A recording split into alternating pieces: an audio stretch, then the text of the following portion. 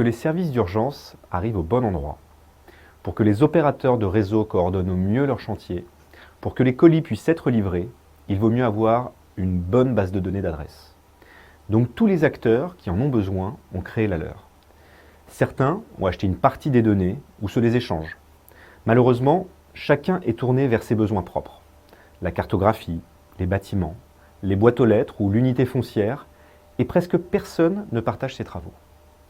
Et puis ces bases de données sont souvent onéreuses, incomplètes ou pas à jour.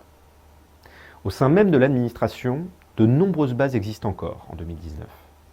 Elles servent aux listes électorales, au recensement, à la fiscalité, aux cartes scolaires ou même au secours. À l'international, les grands éditeurs de solutions cartographiques, ou GPS, achètent des fichiers et les complètent avec leur propre collecte.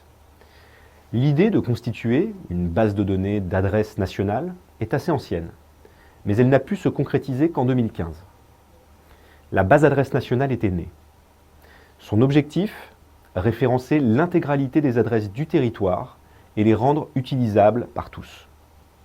Pour cela, une alliance entre l'État, les collectivités et la société civile a été mise en place. Une alliance permettant à certains de partenaires de vendre les données produites afin de protéger leur modèle économique. Mais ces dernières années, le contexte réglementaire a changé et encourage à la gratuité totale des données et leur libre réutilisation. En mars dernier, le Premier ministre a donc décidé, suite à une recommandation de la Cour des comptes, de faire évoluer la base adresse nationale et de la rendre totalement gratuite et librement réutilisable sous le régime de la licence ouverte. Alors c'est quoi la base adresse nationale? C'est un dispositif qui permet la collecte et la consolidation des données adresses au niveau national. Les contributions peuvent se faire par des transferts de données ou via des logiciels spécialisés. Ce MOOC ayant d'ailleurs vocation à balayer l'éventail des possibilités. Les contributeurs sont avant tout les collectivités locales, et notamment les communes qui ont la compétence des adresses via les conseils municipaux. Elles peuvent bien sûr déléguer la saisie technique à des structures de mutualisation ou à des entreprises. À l'autre bout de la chaîne, les entreprises et administrations qui ont besoin d'adresses téléchargent les fichiers nationaux disponibles et les intègrent dans leur propre système.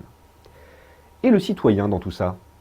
En tant que premier bénéficiaire des adresses, des services qui utilisent la base adresse nationale, il a tout intérêt à y contribuer.